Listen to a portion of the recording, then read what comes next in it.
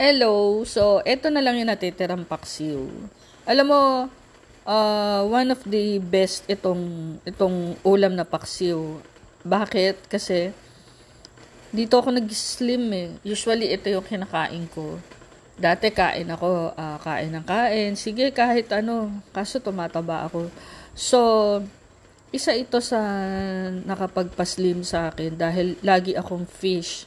So, ang maganda kasi dito, ang ginagamit ko ditong suka yung galing sa farm. Alam mo yung mga hindi ito yung mga branded na nabibili sa grocery na mas masarap at mas nutritious. Yung mga galing sa farm, yung galing sa coconut, lahat ng kinatas sa fruits na like yung coconut, ano siya, maganda siya at mas malasa.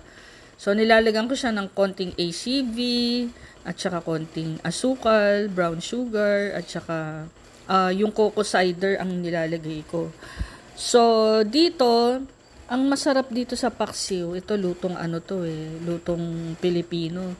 Pwede mo siyang lagyan ng gulay. Alam mo yun yung gulay, yung mga like carrots, yung mga tanim nyo dyan, yung nabibili nyo dyan organic or anything.